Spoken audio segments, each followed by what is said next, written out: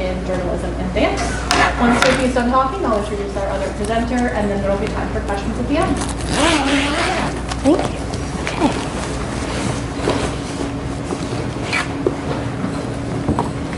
All right, hi, I'm Sophie. I am a second year. I'm an English major and journalism and dance minor, and this is my presentation about LGBTQ representation in the media. I took Professor Troutman's class last fall, A Visual History of Race, Gender, and Sexuality, and this is the research that I did.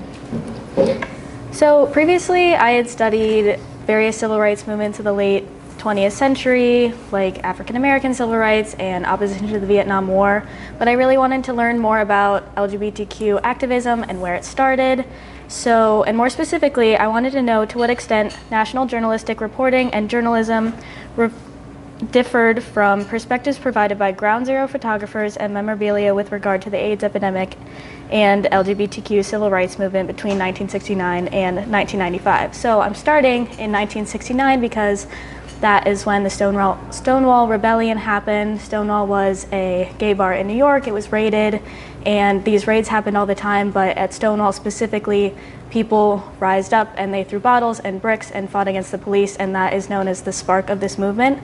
But it didn't take off until the 1980s or so with the outbreak of HIV, which mostly affected people in same-sex relationships, so it became known as the gay plague, which put a bad name to it, and newspaper media was spotty, and there wasn't a ton of national coverage, which led to the importance of activism during this time. So the scholarship that I used, number one was Choreographies of Protest. This is Susan Lee Foster's paper. She was a choreographer and professor at UCLA, and she studied the importance of bodies within protests, so physical protesting. There was an organization in New York called AIDS Coalition to ACT UP, and she studied, they had things called die-ins where they would lay in the streets of New York and use their physical bodies to protest. So then the next one is Picture a Coalition. It's a paper by Greg Bordowitz. He was a videographer for ACT UP and covered them through alternative media. So he introduces the idea that alternative media, things like memorabilia from this time, like people's posters and pins and t-shirts that they made, are another form of protest. And then the last one was The Spectacle of AIDS, which was a paper by Simon Watney, who argued that AIDS and LGBTQ representation was too small in the media, and that by homogenizing this group in newspapers, it is dehumanizing and erases minority within the group.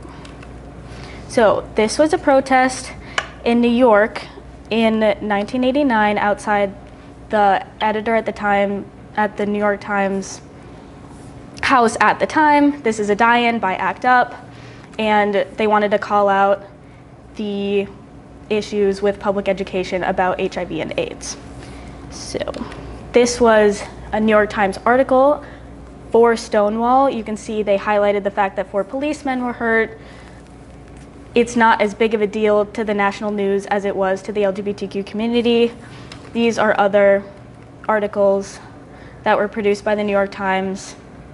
The New York Times didn't even allow the word gay to be used in referring to a homosexual relationship until 1987.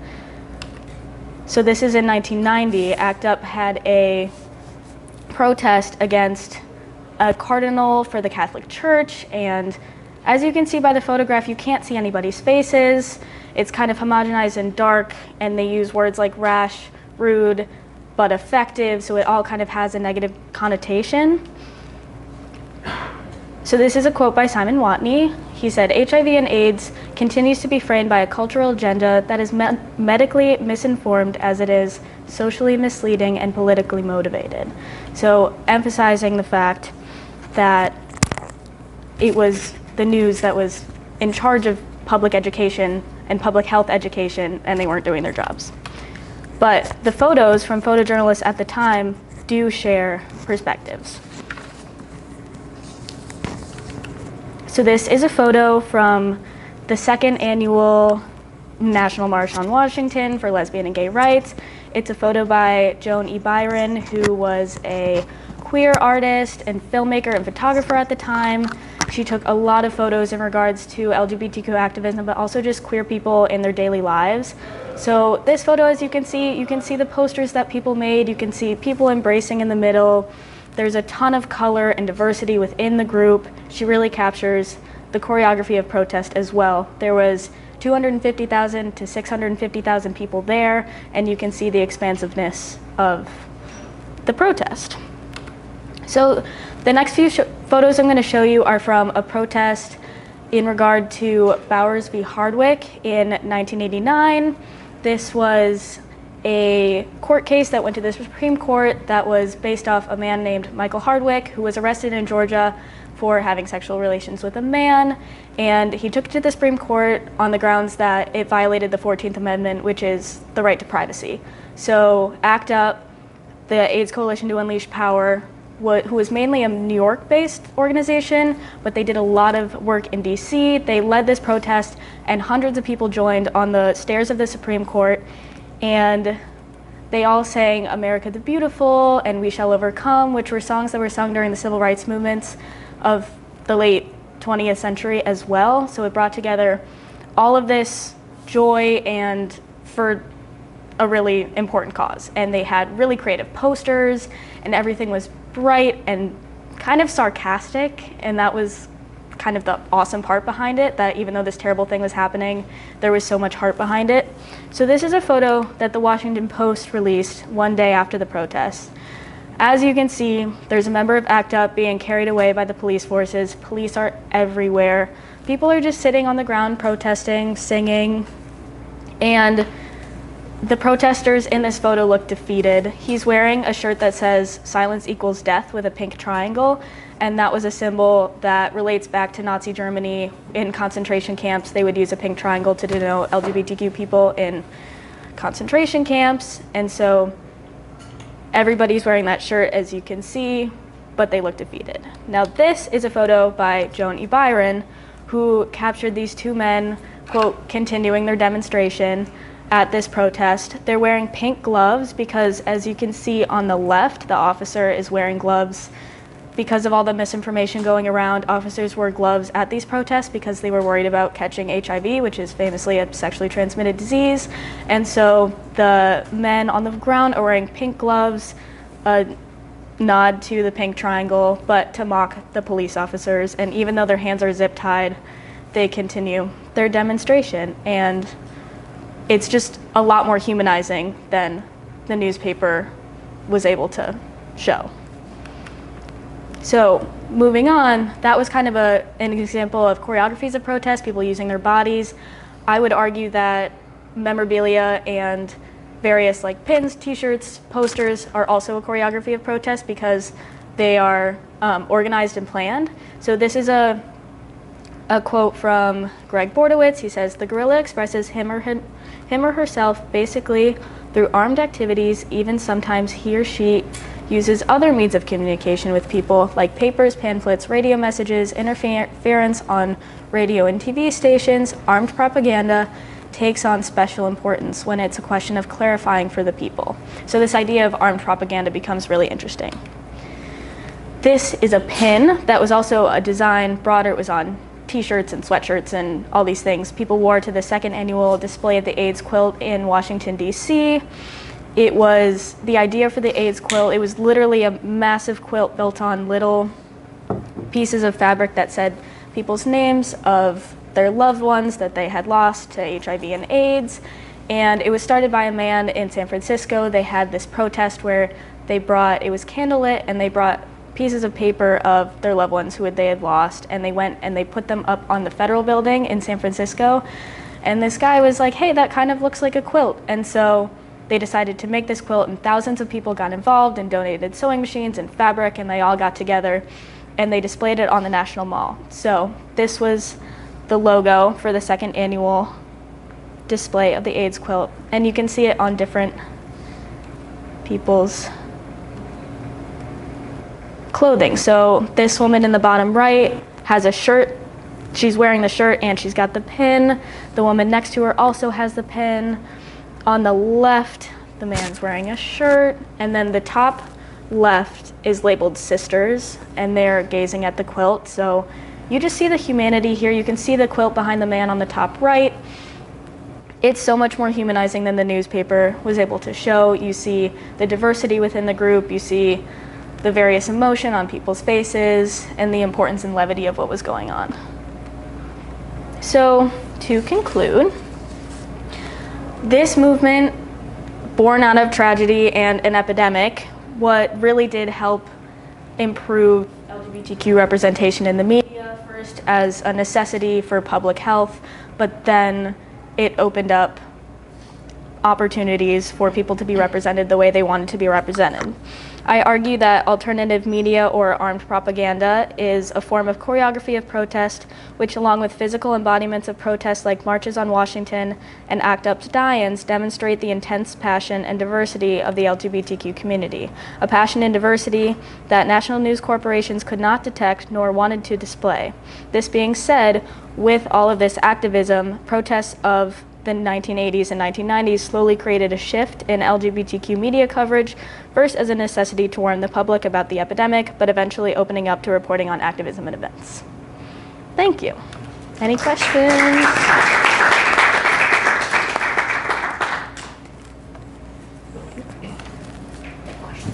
Awesome. Thanks. All right. Thank you so much, Sophie. That was fantastic. Next up, we're going to have Ella Troutman. Ella is a sophomore studying international affairs with an intended concentration in conflict resolution and a minor in French. From Athens, Ohio, a college town in the foothills of the Appalachian Mountains, Ella owes her interest in politics and social justice to this lifelong connection with nature and an understanding of the social inequities embedded in Appalachian history. At GW, she is a member of Sigma Kappa and a trail guide for GW.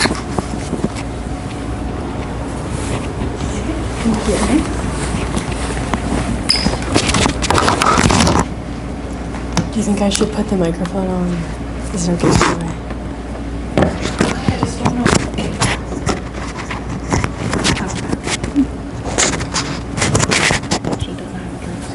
Yeah, I'm not sure I do either.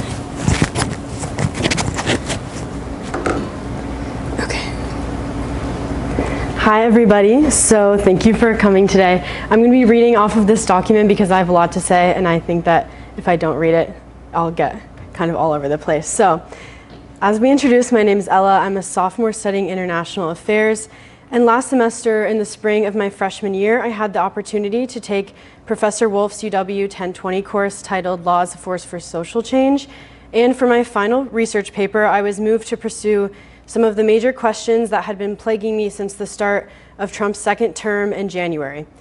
See, I've always been an avid listener of The Daily, a popular podcast from the New York Times, and consequently, my relationship with the news cycle has developed into something that fits into my morning routine.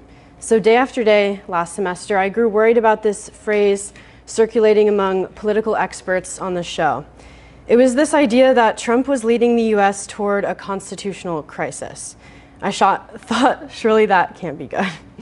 And what could be the antidote to a crisis concerning the very legal system upholding US democracy? Well, surely it would have to be the enduring legitimacy of the rule of law. But then what happens when the branches of our federal government are echoing Trump's calls to upend democracy and its norms? With this paper, I hope to ground this spiral of questioning into something more concrete. What if there were a way to measure how far Trump is leading us astray from democratic norms? So to answer this, I chose to lean into the very thing I feared, autocracy as the antithesis to democracy. So to assess this shift, I used a framework comparing El Salvador under President Nayib Bukele to the United States under President Trump. The framework, which aims to measure the shift from democracy to autocracy in 3 distinct steps, goes as follows. First, a leader, in these cases Bukele and Trump, will use divisive rhetoric to craft a narrative of a major, seemingly threatening problem plaguing their country that miraculously has a solution that only they can provide. Second, in the vein of providing the solution, the leader will take a series of actions that consolidates their power around the guise of efficiency, if that sounds familiar. Third, and finally, the outcome of this power consolidation involves abandoning the democratic principles that hinder this leader's grip on authority. So just for a side note before I get into it more, I think it's helpful to clarify that what I'm reading to you now is my attempt to best distill the content of my final paper. And today, to support my findings, I will rely on fewer quotations than those used in my paper for the sake of time. Also, the statistics and events I will discuss are based on research at the time of writing in April. Okay, let's get into it. So, in the case of El Salvador, Nayib Bukele's rise to the presidency in 2019 sparked hope among Salvadorians as a seeming break from his predecessor's corruption. His landslide victory as a post-partisan candidate spoke volumes to his appearance as a youthful counterforce to violence, particularly as a means of reforming the government's relationship with gangs like MS-13 and 18th Street. From the outset, Bukele proclaimed to be accountable to Salvadorians, and reciprocally, many Salvadorians saw his leadership as a beacon for employment opportunities amidst extreme poverty. Aiming to prevent further emigration out of El Salvador on account of high rates of murder, extortion, and sexual violence, Bukele saw himself as an ideal partner for Trump's efforts to stem migration from Central America. Now, the first step of this framework, which I'll simplify as the crisis narrative stage, came into play when 87 Salvadorians were killed in the span of one weekend in March 2022. With the central platform goal of stamping out gang violence, this prompted Bukele to enact a state of emergency that would later come to resemble a militarized public security strategy. Here we enter the process through which Bukele appealed to Salvadorians' concerns and thus succeeded in bypassing democratic norms. Since enacting the state of emergency, authorities have arrested over 77,000 people. Again, this is as of April. However, an intentionally opaque degree of publicly available statistics obscures the extent of gang affiliations included in this number. In casting such a broad net, many arrests have targeted activists and dissenters, demonstrating the role that the state of emergency plays in silencing opposition to Bukele's presidency. Author Sonia Wolf, not to be confused with my professor's name, in her article, El Salvador under Nayib Bukele, The Turn to Electoral Authoritarianism, she notes, quote, authorities secretly released at least 6 convicted MS-13 leaders from prison, and that despite an improved security situation, Security Minister Gustavo Villatoro warned that the measure would continue until the gang threat had been completely eradicated, thus indicating a key dilemma within electoral autocracies: the risk of becoming obsolete when it fails, or when it succeeds in resolving the crisis that justifies its existence. End quote. Returning to our framework, Bukele's crisis narrative harnessed legitimate popular concerns regarding violent crimes as a means to justify his moves to consolidate power, resulting in a complete overhaul of democratic accountability. In May 2021, Bukele's party in the Legislative Assembly, seen here, attacked the judiciary by illegally firing magistrates of the Supreme Court's constitutional chamber, after which point the newly appointed judges permitted Bukele's unconstitutional re-election in 2024. Similarly, the Assembly fired the Attorney General responsible for investigating government gang negotiations and broader corruption allegations. These actions, which aim to dismantle peer government branches, subsequently root out critical voices, thus exposing Bukele's executive overreach. From the case of El Salvador, it's necessary to question the lack of guardrails in place that could have prevented Bukele's sweeping consolidation of power. A separation of powers, ultimately, as we know, aims to enforce a system of accountability. However, when key actors among these branches join Bukele as loyalists or fall victim to his silencing measures, that accountability becomes nullified. It is imperative to understand the following. A personalist presidency poses an existential threat to democratic stability. With this in mind, let's apply our 3-step framework to the United States under President Trump. First, Trump has often employed crisis narratives as part of his political messaging, using them to frame issues in urgent, high-stakes terms that mobilize his base and justify extraordinary actions. Here, Trump has successfully appealed to his base with several prominent examples. He warns of a border crisis with his portrayal of undocumented immigrants as criminals and as thieves taking American jobs. He describes a deep state of unelected bureaucrats conspiring against him through legal investigations, and thus casting himself as an outsider acting on behalf of the people. He proclaims that the 2020 presidential election was stolen, and thus incited his followers to interrupt a normal democratic proceeding in the form of a riot on January 6th. He depicts media outlets that are critical of him as spreading fake news and as a system of elites working against him, and so on. These tales of an elaborate system working to undermine him and illusions of enemies threatening to encroach on his followers' liberty in combination prey on fear and grievance in such ways that paint Trump as the sole leader capable of defending against these fictitious forces.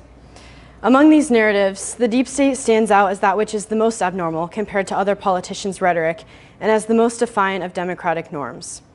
Donald Moynihan wrote, while chair of the McCourt School of Public Policy at Georgetown University, a paper titled Trump, Personalism, and U.S. Administrative Capacity.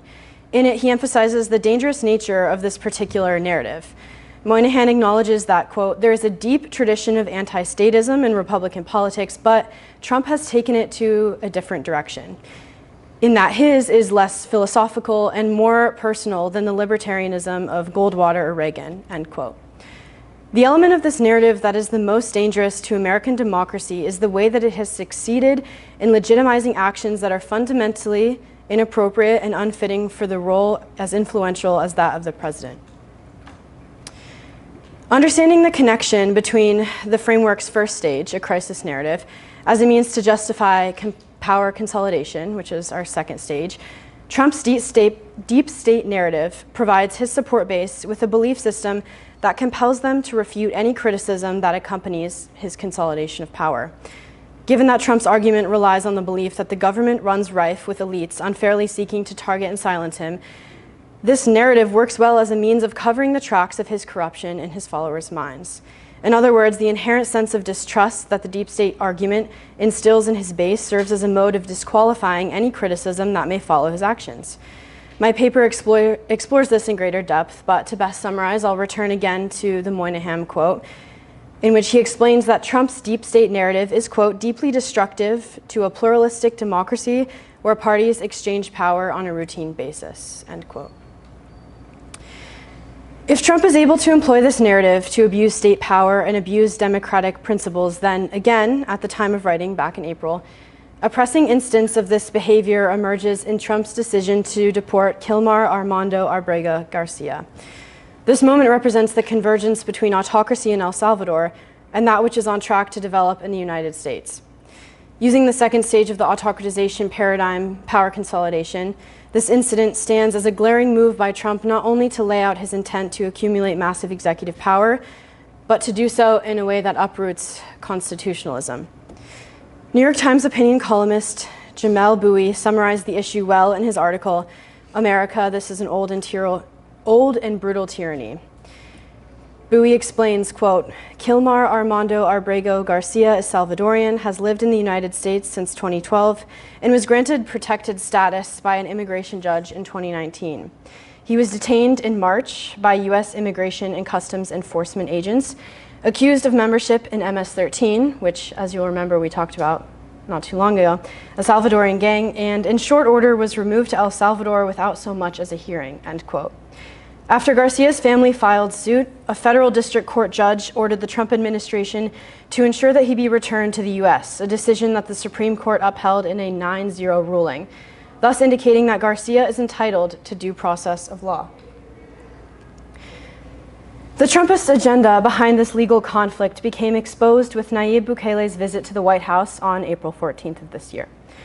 Bouie characterizes Bukele as, quote, the Trump administration's enthusiastic partner in the rendition of immigrants abroad, and reports that Bukele said that I'm not going to do it after incredulously asking how he was supposed to smuggle a terrorist back into the United States, end quote, indicating that Bukele and Trump are misrepresenting Garcia as an undesirable presence within American borders, despite his judicially granted protected status. Bouie goes on to write about the subject, quote, to claim the authority to remand any American, citizen or otherwise, to a distant prison beyond the reach of any legal remedy is to violate centuries of Anglo-American legal tradition and shatter the very foundations of constitutional government in the United States. It is to reduce the citizens of a republic to the subjects of a king. It is, in the language of the American revolutionaries, to enslave the people to a singular arbitrary will, end quote. The existential threat that Garcia's exile from the United States represents is one that mirrors Dr. Martin Luther King Jr.'s famous quote from Letter from Birmingham Jail, "Injustice anywhere is a threat to justice everywhere." In essence, if one group's rights are in question and at stake, then there is no force stopping any and all groups from facing the same battle in which they must defend themselves against a corrupt, constitution-subverting government. In approaching this paper, I sought to resolve a resounding yet simple question that lingers with each move that Trump makes in the direction of autocracy. What if this is the moment marking a shift in American politics from which we cannot return? Among these steps, and within my line of reasoning, the second, power consolidation, provides the most vital insight into democracy's decay. Honing in on Bukele's El Salvador as a case study in tandem with Trump's United States serves the dual purpose of assessing each leader's motivations for usurping power and as a means to understand the convergence of these motivations in the context of their partnership. The regimes that the two leaders are on track to build are connected by a key element. Their ability to collect power and hinder others from holding them accountable relies on their two presidencies' shared personalist nature. As party leaders, Bukele and Trump utilize their charismatic, personality-based influence over their followers and political party as a means of elevating their goals. In effect, other party figures lose their ability to act independently or speak with accuracy for the will of the people, and subsequently, democracy is lost. Thank you.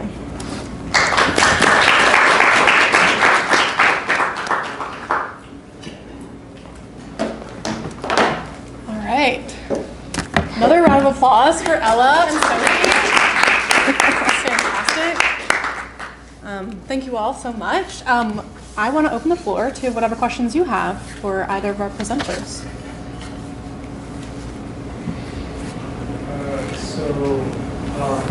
With regards to the populist politics that we were discussing, the personalist politics, I was wondering if that's a problem that's inherently within populist movements, or do these populist movements inherently pose threats to democratic groups across both sides of the aisle, with personalist politics and charisma as you discussed? That's a very good question. I think with my research paper in particular, I don't feel like I have enough research in terms of that populist angle of this in order to fairly or fully answer your question.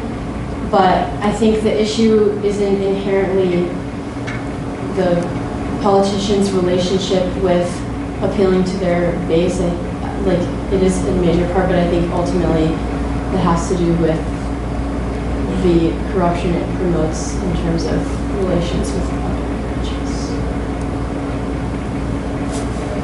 I also have a question. I know that you mentioned the inherent kind of corruption in the Salvadorian system currently, and Trump's efforts to undermine a lot of constitutional and democratic norms in America, and you use the example of the deep state argument being a smokescreen for a lot of the corruption that helps promote support among his base, Trump's base that is, in America. And my question is Bukele as supported in El Salvador in his movements kind of to undermine these norms as Trump has been in America? Again, I feel like I would need to revisit the current state of both of these issues, just because my aim with this presentation today was to revisit the research I did last spring. But I think that with both of these cases, it's important for me to note that their rise to power relies on the legitimation of their followers' support for them, which is something that they earned and cultivated. And I think, I'm not sure I have the best answer to that, sorry. Question back here? Is there a reason you chose specifically El Salvador to compare those two as opposed to Sorry, could you repeat that? Is there a reason why you chose El Salvador to compare the US to as opposed to other alternatives? Yeah, so I think obviously there's lots of autocratic movements increasingly across the globe. For me, the reason why I saw them as being a relevant example, or at least for El Salvador to be a relevant case study had to do with, at the time, the convergence between those two stories, with Garcia being deported to El Salvador. Other questions do you all have? You talked about negative connotations in the newspaper. Do you think that helped the movement trend a little bit, have more traction at all? Yeah, 100%. So I showed one of the images from ACT UP's die-in in front of the New York Times editor's house. People were aware that this was an issue in the media, and so I think that really put a fire under their shoes to get going. And there was a ton of homophobia within the New York Times. Like, there's a quote from a woman, they did a whole piece on it more recently about the experiences of queer people that were working for the newspaper and how they were worried to tell anyone. The New York Times has this big style book where you can see, because it's pretty much been the same, they just make handwritten annotations on it when things change. And so the note for gay was originally just used as the like happy, that like meaning of the word, and then in 1987 they finally switched it, but it was because of all of the activism. So yeah, definitely. Other questions do we have?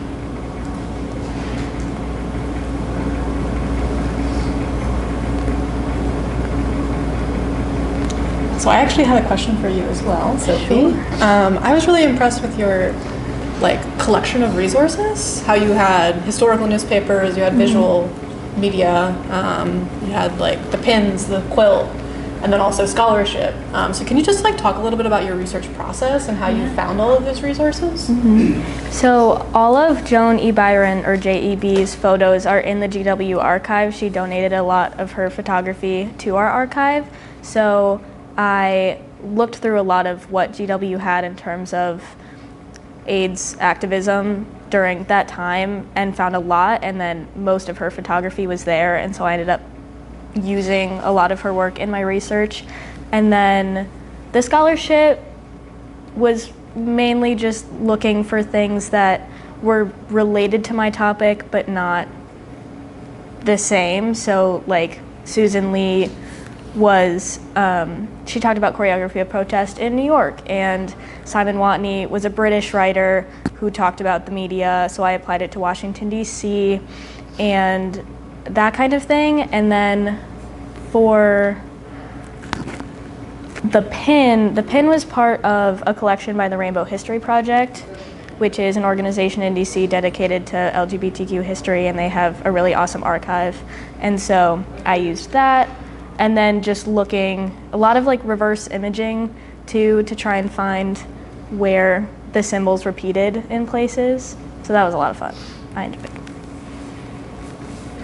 Question going on with that, or I guess I would say ask the same question to Ella, because I think it's really interesting because you're doing more of a historical topic and you're doing a topic that's really relevant right now.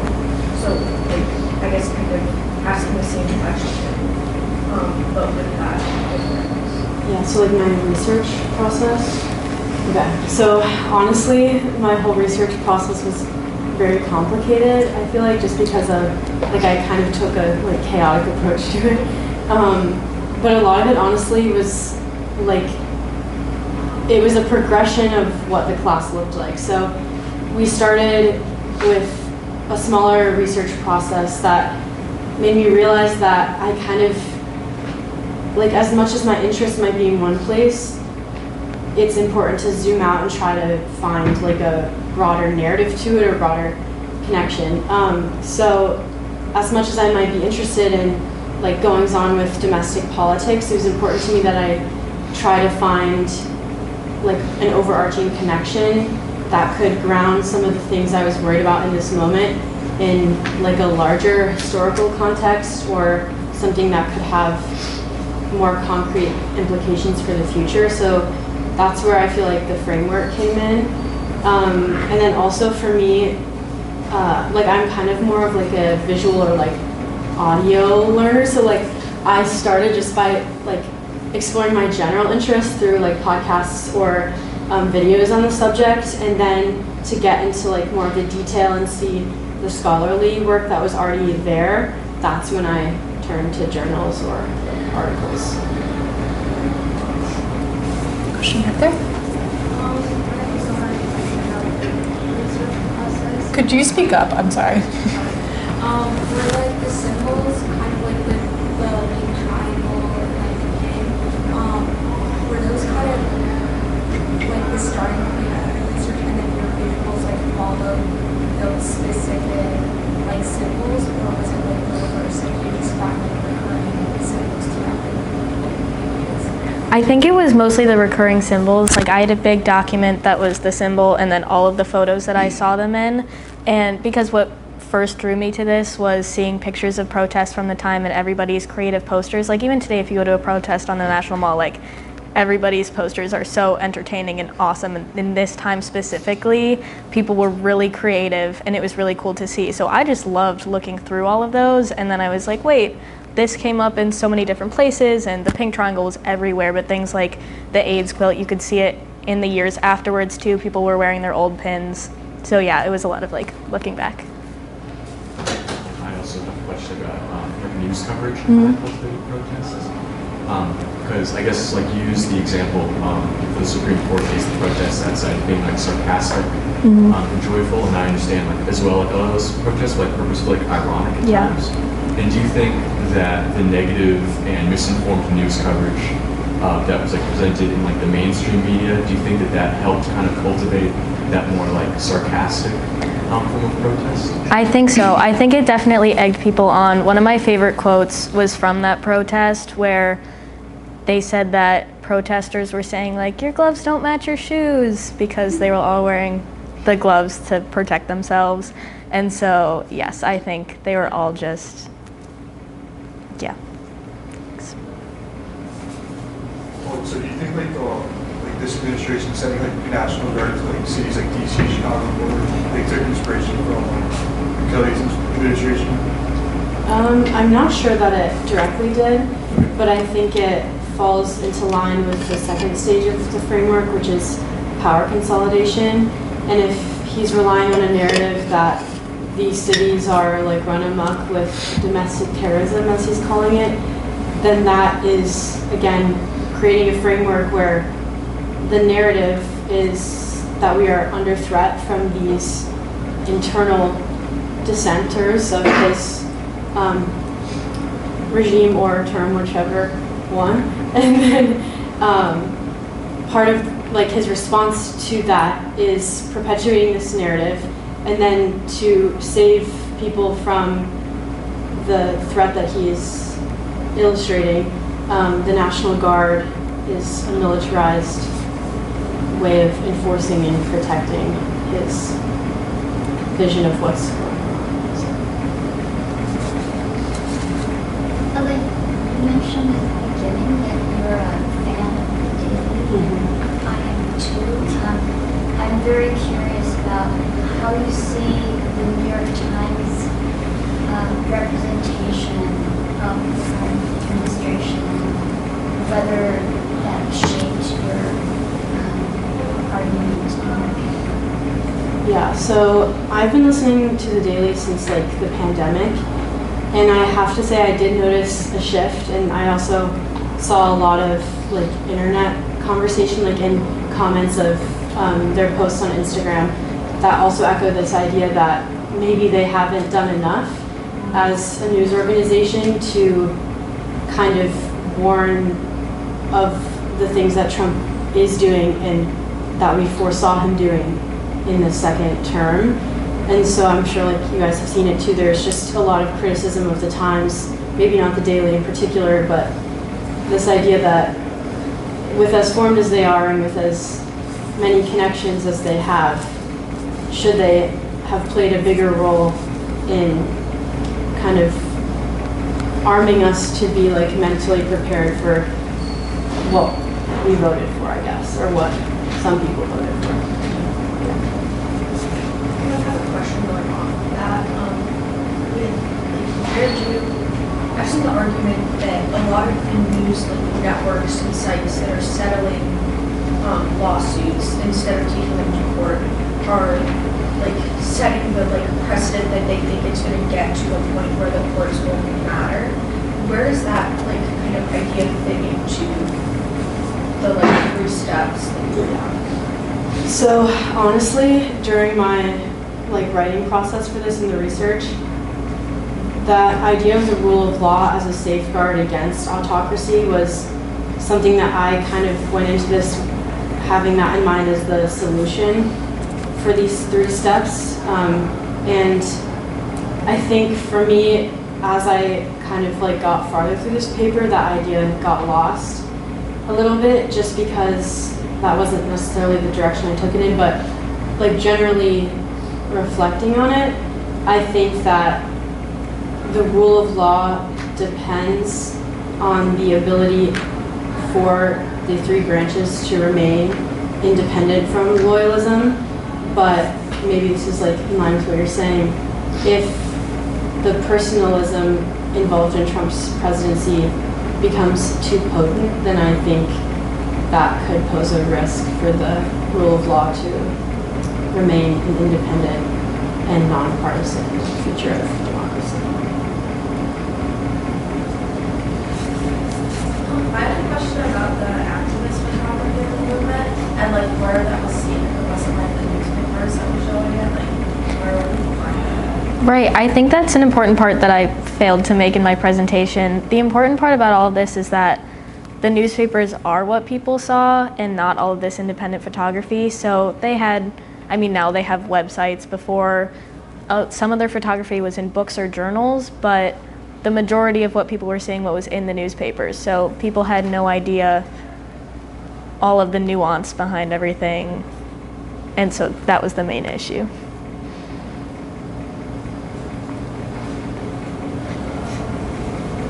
What other questions do we have?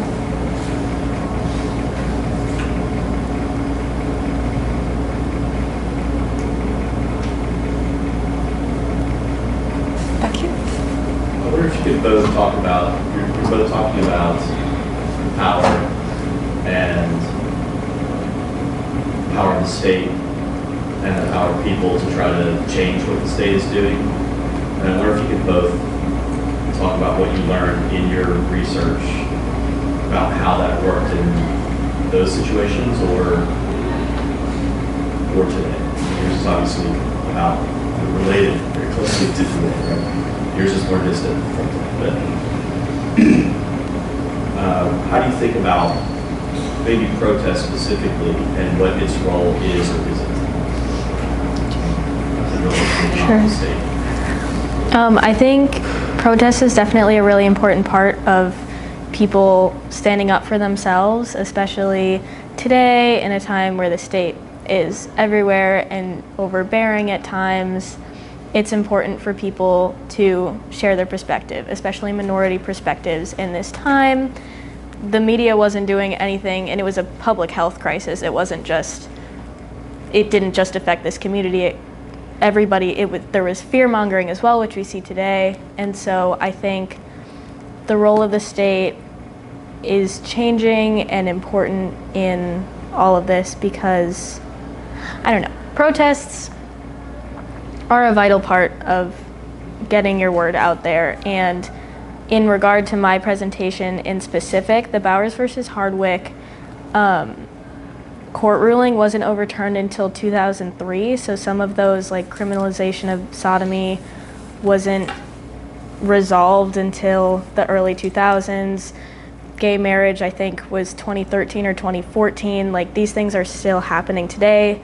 And then right now, we see increasing issues with the transgender community. So it's just a constantly evolving process. But in my case specifically, I think had we not had activism during this time, there wouldn't have been change because the government wasn't listening or doing enough. I think in the contemporary moment, at least in the United States, I think it's important for me to at least remind myself that protest is effective because I feel like especially with Trump's first presidency, like a lot of people were very vocal about their sense of like his abuse of power in office, and I think it was shocking for me at least to see him get reelected, and that maybe calls into question how effective is protest and how effective are we as a country in terms of being able to actualize our voices by voting, and that's like a broader question. But I think at least now it's important that protest remains a consistent thing that we are doing as people, and that can be protests like in a street setting, that can be as small as just in your mind remembering that like there is an end to this as a current political state, and that like we as people are still the ones ultimately electing who is in office. So I think it's just, at least in terms of like morale, protest is an important element of preserving what we do and don't value in American democracy. All right, so we have one last question and then we'll... So I think both of you guys were kind of discussing the role of the state in conjunction with the media to a certain extent. So I guess like my question is kind of like, what should the role of the state be in this time, especially considering how the current administration is being very reactionary to how previous administrations interacted with the media, whether they believe in censorship or not censorship. So can you like try to summarize the question? Yeah, so what do you guys think the role of the media should be, especially considering like reactionary censorship that's happening right now? I think, especially now with the question of freedom of speech, like everything that happened with Jimmy Kimmel, we're starting to observe a world in which our government is really reactionary, and so I think that I'm hoping that freedom of press stays freedom of press, because that is a really important part of the way our society functions. And while there have been lawsuits and there will always be lawsuits, I think that hopefully keeping sight of keeping media relatively objective and not having to worry about what the state has to say about it is a really important thing. Yeah, I pretty much would echo that.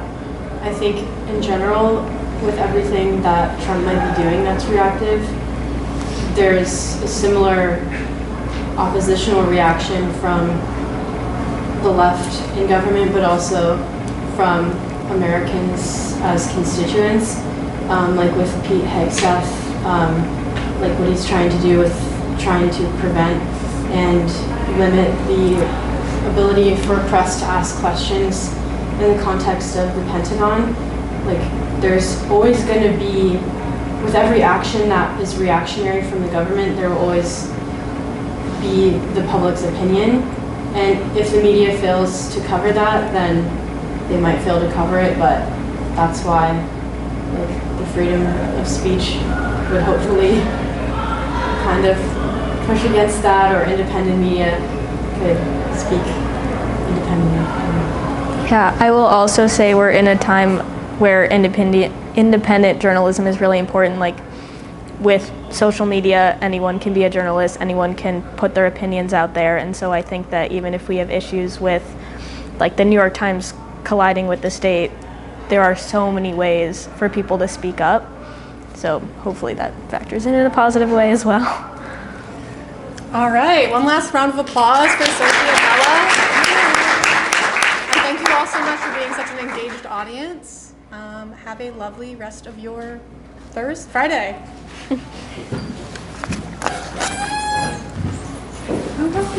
Nice you too. How was your year going? Good. It's good. Well, I don't think I could have been paired with a more relative duo because my girlfriend